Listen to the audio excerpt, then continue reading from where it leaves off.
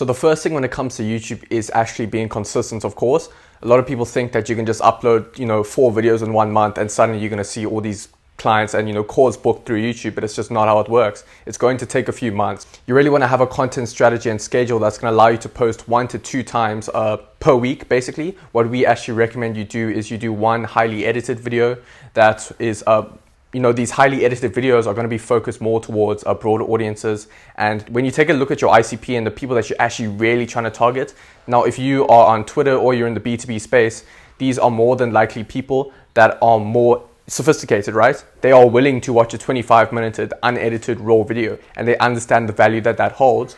So you really want to provide videos like that for them, right? So you have these edited videos for the less sophisticated YouTube markets, and then you have the straight raw unedited videos. So what you can do is, as I said, twice a week, you can upload one of each. And then if you can do that over a long period of time, you're going to see results. So as I said, coming back to consistency, you have to do this for a couple months, right? So it's not like email marketing when you can just send out, a couple thousand emails in a day and just maybe you book a couple calls or something like that. It just doesn't work like that. Because when you're building out a personal brand and you trying to make people trust you, it's going to take a long time. You need to be top of mind. You need to be posting consistently and making sure that each of these videos you're providing value over a long period of time. The next thing is your offer. So if you are offering a low ticket service, anything along the lines of a $10 course, or you're selling a low ticket SaaS, YouTube is going to be a lot harder for you. Basically, YouTube works a lot better for people that are offering high ticket services. So if you are an info product seller, you sell courses, or if you're a B2B agency. And the reason YouTube is better for people who are offering a high ticket offer is simply because if you are expecting someone to drop 2K, 3K, 5K, even 10K per month on a retainer for your agency, for your service, whatever you do. If you're a coach, if you want someone to spend $10,000 on your coaching offer, you have to provide so much free value to them. And it goes back to, how much free value should you offer, right? So if you look at someone like Hormozi, who says you should just give everything away for free, right? Obviously, you shouldn't give every single thing away for free. But it does prove to show that if you want people to spend a lot of money on you, you need to give them a lot of free value and you need to teach them so much that it makes zero sense for them not to work with you and for them not to buy your higher ticket offer. If they're getting so much free value and everything you're saying is, helping them grow their business, helping them get more clients, if you have a high ticket offer that promises 10x that, they're going to buy it. The next thing is your YouTube sales funnel. So, we've covered that you need to provide all this free value. You need to be teaching people for your to be able to sell people on your high ticket offer. But how do you actually do this so that you're not creating all these videos and seeing 0 calls booked on your calendar, right? So you actually have to implement a YouTube sales funnel. And what that actually is a combination of top of funnel content, middle of funnel content, and lower funnel content. So when we talk about top of funnel content, we're talking about YouTube Shorts, and we're talking about the long form explainer videos. So YouTube Shorts, they are great. You can go viral with YouTube Shorts, but they're mainly for broader, unsophisticated audiences, right? So they may get you more viewers, they may get you more, people on your channel, but those aren't necessarily the people that are actually going to convert into clients. Now, when we take, on the other hand, the long form explainer videos, these are, as we've said, providing a ton of free value, and you're really just nurturing prospects, right? So in these videos, you're literally just trying to provide as much value as possible. You're not directly trying to sell them.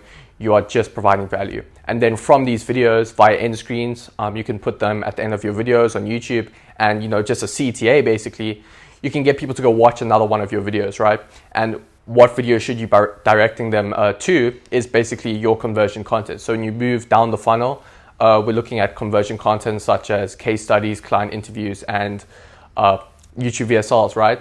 Now, all these types of content are directly created for the sole purpose of converting these viewers who are watching your content on YouTube into clients. So as I said, you're directing them from the long form explainer videos, from your top of funnel content, and you're getting them to these bottom of funnel conversion content. Another thing that people don't actually touch on is the fact that if you can get one person from one video on your channel to go watch another one and stay on your channel for, let's say, 30 minutes or even longer potentially, this is actually very big, and it's going to allow your YouTube to push your channel and your videos a lot more, because when they can see that people are staying on your channel for longer, it's an indication to them that you're producing good content, right?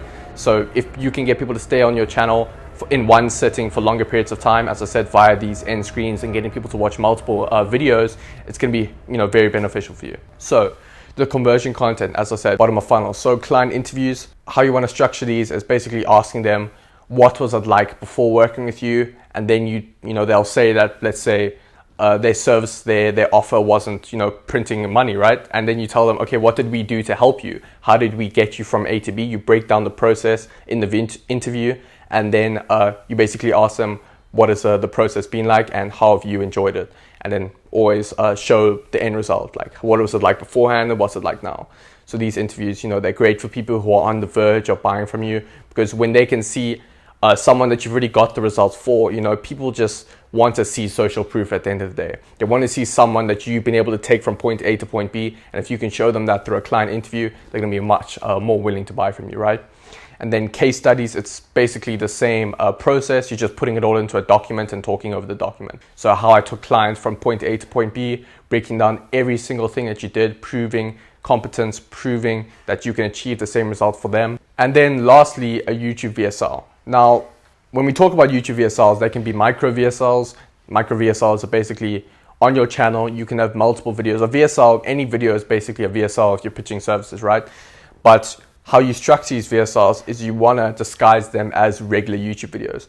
So all videos, VSLs on YouTube, it's a bit different to how you would structure one on a website. So a website, using the original formula, you have who will this work for, who is this not for, you'll break down the pricing structure, everything like that on a regular VSL. Obviously, you wouldn't do that on YouTube. So a YouTube VSL, basically what you do, you break down your whole process, right, that you are using to deliver results to clients. And then at the end of the video, you're basically saying, or we will do this all for you. So what you're doing is you're really showing how complicated your service is. You're making people almost feel overwhelmed by how much work goes into it.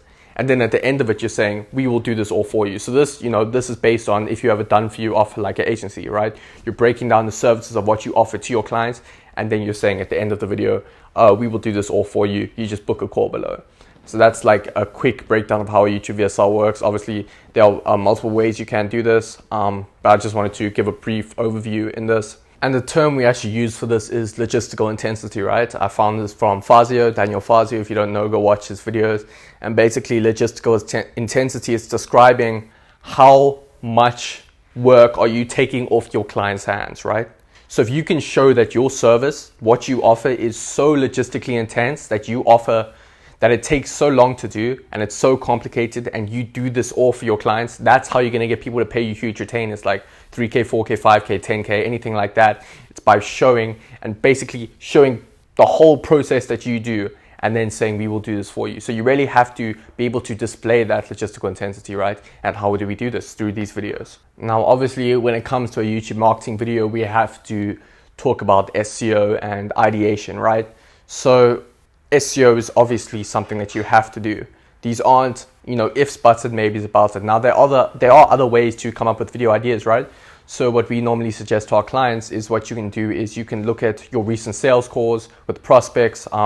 You can look at questions that you're getting asked, and, all these common objections that you get from people also, right? And then you create videos around those to answer those before they even get on the sales call. So yes, that's something that you should be doing, but you also have to be, number one, going on vidIQ, it's a tool that can do SEO research for YouTube.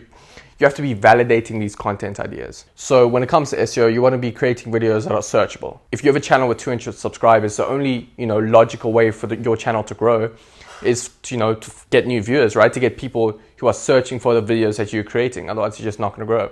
And, how do you actually see what people are searching for? You do SEO research. It's like as simple as that. So go download, go pay for vidIQ, go do some SEO research, find key terms with high search volume and low competition, and then create videos around those. Obviously, these aren't the only videos that you're creating, but to have some sort of amount of videos that are optimized for SEO and that are, searchable and going to be ranking in the search results, it's going to be very helpful. And then to actually obviously make sure that these videos, you're doing the right SEO practices. You have to be, including the keyword 4 to 8 times in the description. These are, basic things. And then the title, obviously, include the keywords and the title and tags. This is all pretty basic stuff, but the stuff that you have to do. And that's probably why if you're not doing this, you're not getting any views on YouTube, right? And then also to touch on thumbnails. So thumbnails, everything comes down to if people are clicking on the video, right? It's all in well if you're creating these great videos, but if no one's clicking on them, let's say you provide so much value in the videos, but the thumbnail's bad, people just don't click on it.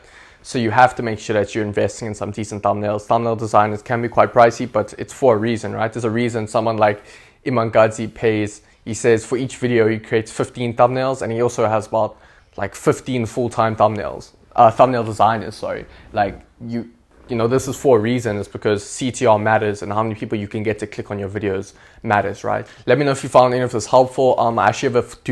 I actually do have a full guide that you'll see on the screen now that shows you everything you need to do to get clients from YouTube. I really recommend you go watch that if you're not getting any clients from YouTube at the moment. Also, like and subscribe. I'm going to be uploading a lot more content. Peace.